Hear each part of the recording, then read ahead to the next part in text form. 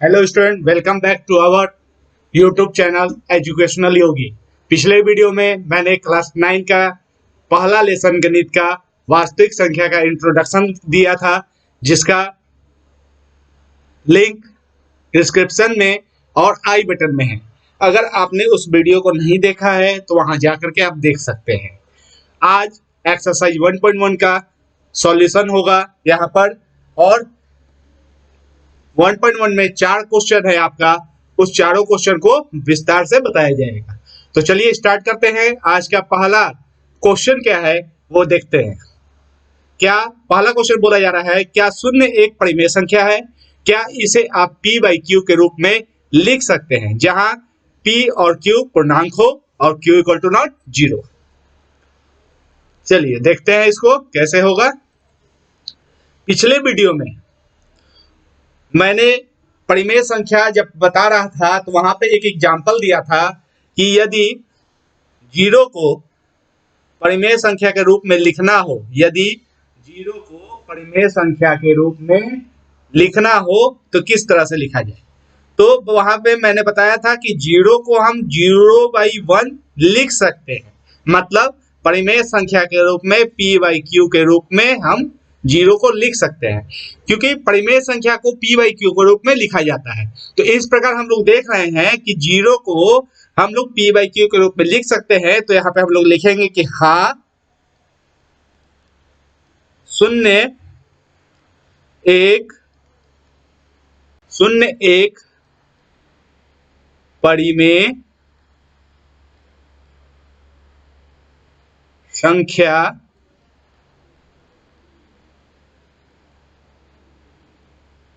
है। ठीक है, समझ में आ गया। आगे बढ़ते हैं क्वेश्चन नंबर 2 की ओर। क्वेश्चन नंबर 2 क्या कह रहा है? बोला जा रहा है 3 और 4 के बीच में 6 परिमेय संख्या ज्ञात कीजिए। 3 और 4 के बीच में 6 परिमेय संख्या ज्ञात करना है। आपको बता दें कि किसी भी दो संख्याओं के बीच में अनंत परिमेय संख्याएं होती है, तो हम उस अनंत में से 6 परिमेय संख्या यहाँ पर निकाल करके दिखाएंगे। तो पहला हमारा संख्या क्या है? 3 और दूसरा है 4। तो हम पहले निकालते हैं परिमेय संख्या नंबर 1। कैसे निकाल सकते हैं? हम इन दोनों को जोड़ेंगे और जोड़ के 2 से डिवाइड दे देंगे। ठीक है, तो 3 + 4/2। तो हमारा आ गया कितना? ये 7/2। ठीक है, अब हम दूसरा संख्या निकालेंगे। दूसरा संख्या कैसे निकालेंगे? यहां पर हम अपने पहले संख्या को और ये जो हमारा नया संख्या अभी निकल के आया 7/2, इसको लेते हैं। इन दोनों को जोड़ के हम 2 से डिवाइड दे देंगे। देखेंगे यहाँ पे एलसीएम जब लेंगे तो एलसीएम हो जाएगा यहाँ पे 2। तो ये हो जाएगा 3 के टेबल में 2 कितने 3 2 जा हो जाएगा 6, और यहाँ पर हो जाएगा 7 और बाई 2। तो यहाँ पर हो जाएगा 6 और 7 कितना? 6 और 7 को ऐड करेंगे तो हम हो जाएगा 13/2 और पूरे के बटा में 2।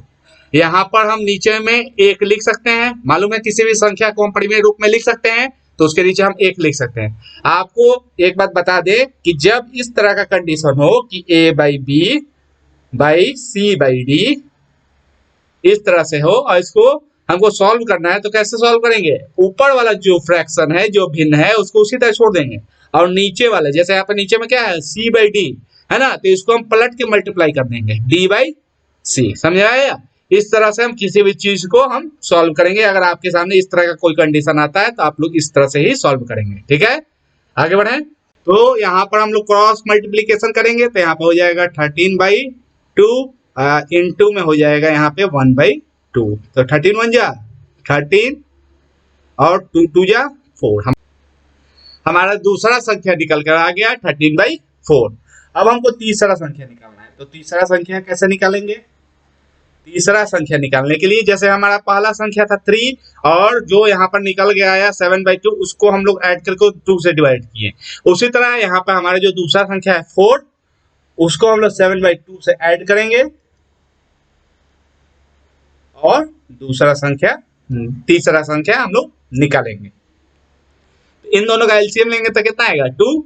तो हो जाएगा, तो 4 2 जा 8 प्लस 7 का यहाँ पे 7 लिखा जाएगा और नीचे में 2। तो 8 और 7 कितना, 8 और 7 हो जाएगा आपका 15/2 और नीचे में 2। हम यहाँ पे लिख सकते हैं 1, तो हम इसको क्रॉस मल्टीप्लीकेशन करेंगे 15/2 इंटू 1/2। तो 15 1 जा 15 और 2 2 जा 4। ठीक है, 3 संख्या हम लोग का निकल आया। अब हम निकाल रहे हैं चौथा नंबर, 4 संख्या। 4 संख्या निकालने के लिए अब देखिए, अब क्या करेंगे, अब पहला संख्या 3 ले लेते हैं और ये जो 13/4 है इसको 13/4 है इसको हम लोग दो मिलाकर सॉल्व करते हैं। तो यहाँ पर हो जाएगा 3 प्लस 13/4/2। तो यहाँ पे जब हम एलसीएम लेंगे तो यहाँ पे एलसीएम आएगा 4 और 3 4 जा 12 प्लस 13 और नीचे में बाई 2। तो यहाँ पे कितना हो जाएगा, 12 और 13 को ऐड करेंगे तो 25/4 और पूरे के नीचे 2। हम नीचे में 1 लिख सकते हैं। तो यहाँ पर हो जाएगा 25/4 इंटू 1/2। मल्टीप्लाई करेंगे तो 25 1 जा 25 और 2 4 जा 8। ठीक है, 4 संख्या निकल गया, 2 और निकालना है। तो 5वां नंबर निकालते हैं। यहाँ पे हम लोग चौथा नंबर कैसे निकाल, 3 प्लस 13/4 किए। यहाँ पे हम लोग करेंगे 4 प्लस 13/4। ठीक है, यहाँ पे हमारा निकल कर आ जाएगा, एलसीएम लेंगे तो 4 4 जा 16 और प्लस 13 और नीचे में यहाँ पर एलसीएम 4।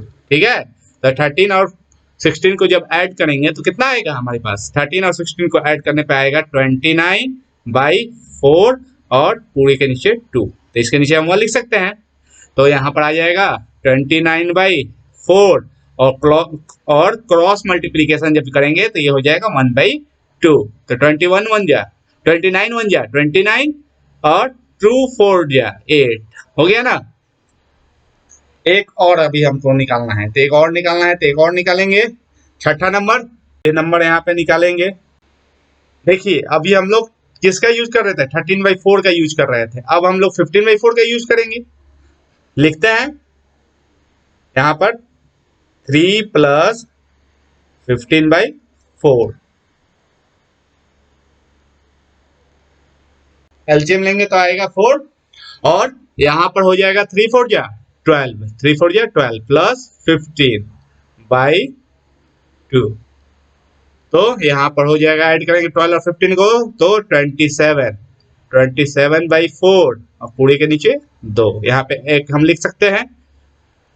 तो यहाँ पे क्रॉस मल्टीप्लीकेशन होगा 27/4 इंटू 1/2। तो कितना हो जाएगा, 27 1 जा 27 और 4 2 जा 8।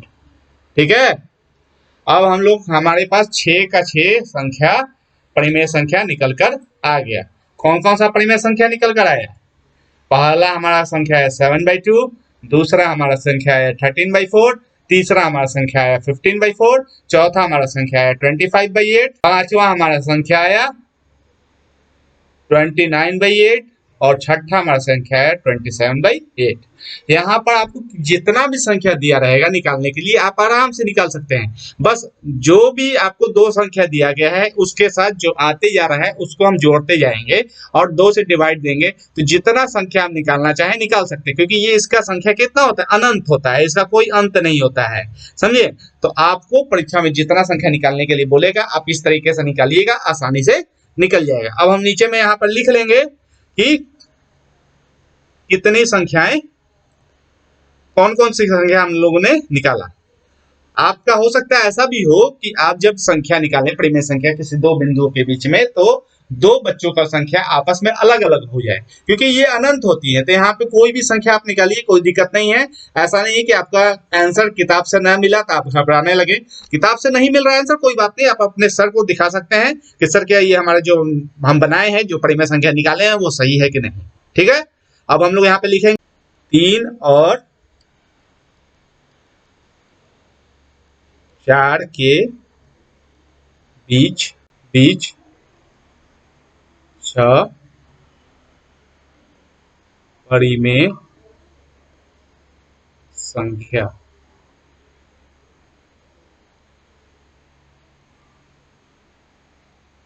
निकालिए यहाँ पर कौन कौन सा था। 7/2 था पहला, दूसरा क्या था 13/4, तीसरा क्या था 15/4, चौथा क्या था 25/8, पांचवा 27/8, नहीं 29/8 और 27/8। आप इसको आगे पीछे लिख सकते हैं, कोई तरह की दिक्कत नहीं है। ठीक है, यहाँ पर 29 जो है वो बड़ा है और 27 छोटा है, इसलिए हम 27 को ही आगे लिख देते हैं। ठीक है, अब हम लोग नेक्स्ट क्वेश्चन में बढ़ते हैं, क्वेश्चन नंबर 3 की ओर। चलिए अब हम आते हैं क्वेश्चन नंबर 3 में। क्वेश्चन नंबर 3 क्या कह रहा है, 3/5 और 4/5 के बीच 5 परिमेय संख्या ज्ञात कीजिए। 3/5 और 4/5 के बीच में 5 परिमेय संख्या निकालना है। तो 5 जो परिमेय संख्या निकालना है वो हम लोग क्वेश्चन नंबर 2 में जैसे निकाले थे 3 और 4 के बीच में परिमेय संख्या, एकदम सेम उसी तरह निकालेंगे। हम यहाँ पर पहला जो हमारा परिमेय संख्या है वो निकालते हैं। पहला हमारा परिमेय संख्या यहाँ पे 3/5 प्लस 4/5/2 है ना। एलसीएम लेंगे तो यहाँ पर हो जाएगा 5, 3 प्लस 4/2, तो यहाँ पे हो जाएगा कितना 7/5/2। आप लोग जानते हैं नीचे में यहाँ पे 1 लिखाएगा तो 1 लिखाएगा। अब इसको क्या करेंगे क्रॉस मल्टीप्लीकेशन, क्या करेंगे क्रॉस मल्टीप्लीकेशन, तो हो जाएगा यहाँ कितना 1/2। तो 7 1 जा 7 और 5 2 जा 10, हो गया ना। पहला हमारा संख्या निकल आया। अब हम दूसरा निकालेंगे। दूसरा निकालने के लिए क्या बताए थे कि यहाँ पर जो पहला संख्या है इसको और जो अभी हमारा जो संख्या निकला इसको, इन दोनों को जोड़ के हम 2 से डिवाइड देंगे, है ना। तो पहला संख्या मान लीजिए हमारा जो क्या है 3/5 है, और दूसरा हमारा जो अभी निकाला गया संख्या है वो कितना है 7/10 है बाई 2। एलसीएम लेंगे तो आ जाएगा कितना 10, यहाँ पे हो जाएगा 3, यहाँ पे 5 के टर्म में 10 कितने बार में आता है 2 बार में, तो 2 3 जा 6, 2 3 जा 6 प्लस 10 के टर्म में 10 1 बार में तो 7 1 जा 7, यहाँ पे हो जाएगा 2 हो जाएगा। अब आगे बढ़ेंगे 7 और 6 का वो जोड़ेंगे तो आएगा 13, 13/10 और नीचे हो जाएगा कितना 2, तो 2 को हम बाई 1 लिख सकते हैं। अब इसका हम यहाँ पे क्रॉस मल्टीप्लीकेशन क्या करेंगे क्रॉस मल्टीप्लीकेशन 13/10 इंटू 1/2, तो 13 1 जा यहाँ पे हो जाएगा 13 1 जा 13 और 10 2 जा 20। ठीक है, आते हैं अब तीसरे नंबर में। तीसरा नंबर क्या है, तीसरा नंबर आप कैसे निकालेंगे। अब दूसरा जो हमारा जो नंबर था 4/5 और जो पहला हम निकाले हैं इन दोनों को ऐड करते हैं तो हो जाएगा कितना 4/5 प्लस 7/10 हो जाएगा ना। तो यहाँ पर आ जाएगा बाई 2, तो एलसीएम लेंगे तो आएगा कितना 10, 5 के टेबल में 10 कितने बार 2 बार में, तो 2 को ऊपर मल्टीप्लाई करेंगे 4 2 जा 8 प्लस 10 का टेबल में 10 कितने बार में एक बार में, तो 7 1 जा 7/2।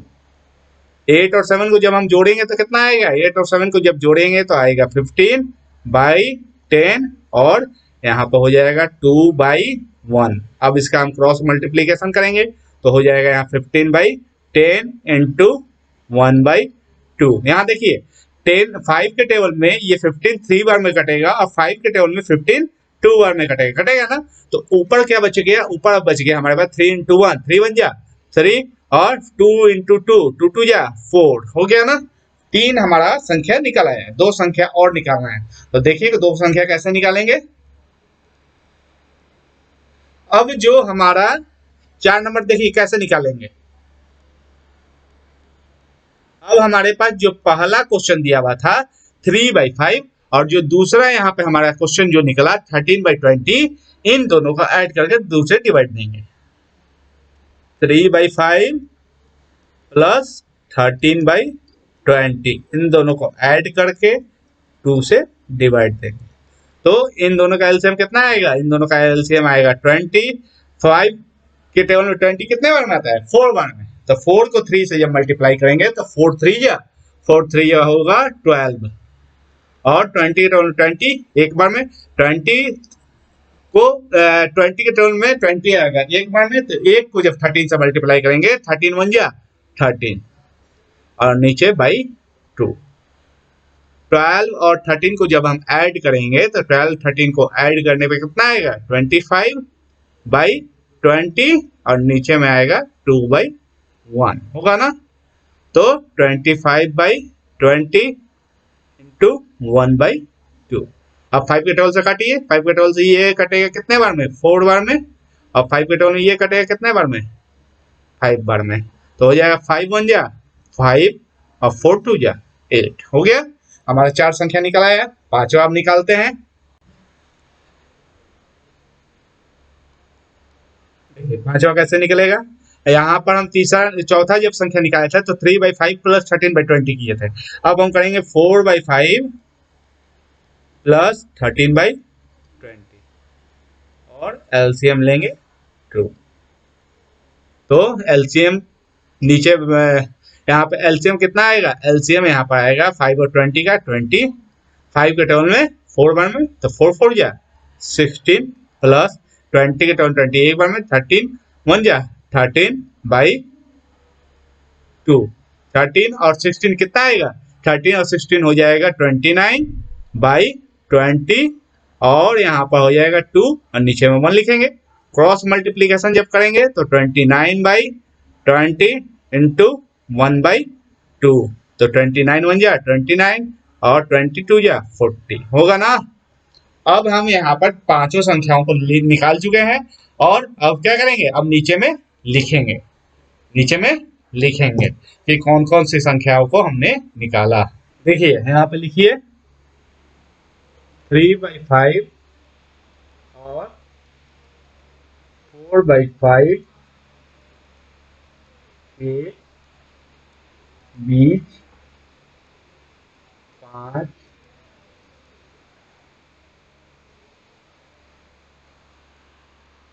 में संख्या।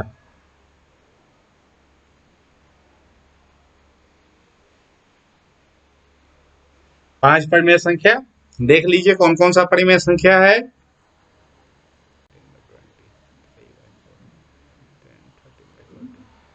हमारा 5 परिमेय संख्या कौन है, 7/10, 13/20, 3/4, 5/8 और 29/40। यही 5 संख्या हमारा आंसर हो गया। ठीक है, यही 5 जो संख्या हुआ, यही पांचों का पांचों हमारा आंसर हुआ। ठीक, अब हम आते हैं क्वेश्चन नंबर 4 की।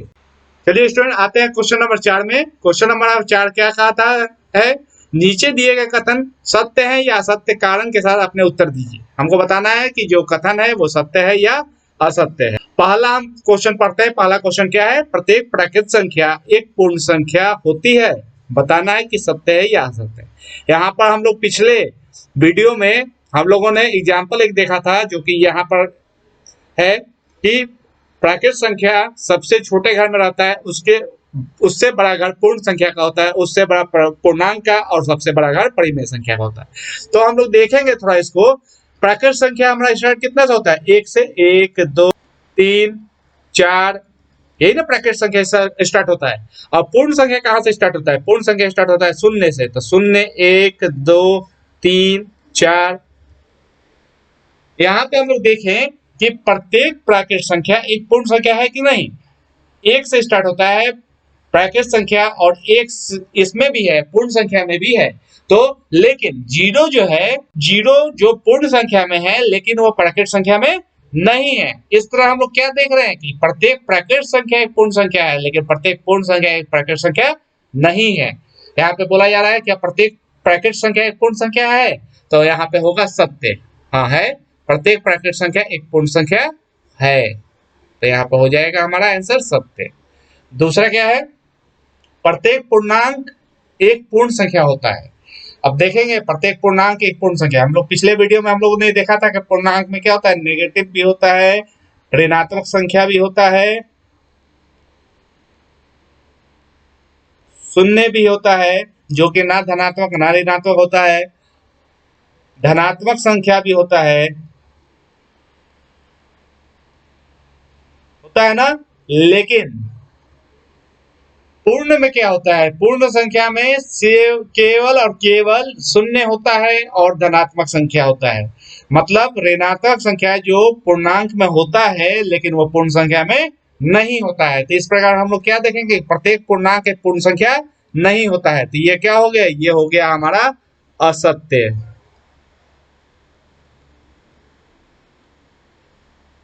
है ना। अब आते हैं तीसरा नंबर, क्या कह रहा है, प्रत्येक परिमेय संख्या एक पूर्ण संख्या है। परिमेय संख्या हम लोग बताए थे, हम लोग पिछले वीडियो में हम लोग जाने थे कि परिमेय संख्या वो संख्या जो p by q के रूप में लिखा जा सके। मतलब जैसे मान लीजिए कि 5/6, ठीक है, 5/6 है, ये एक परिमेय संख्या है, लेकिन क्या ये पूर्ण संख्या है? नहीं, ये पूर्ण संख्या नहीं है। पूर्ण का मतलब ही हुआ पूरा संख्या, ना ही बटा में, ना ही भिन्न में, ना ही दशमलव में, ये सब नहीं होना चाहिए इसमें। तो ये एक पूर्ण संख्या नहीं है। तो ये भी हो गया हमारा असत्य, ठीक है। आपको अगर आज का वीडियो पसंद आया है तो लाइक करें, शेयर करें, सब्सक्राइब करें।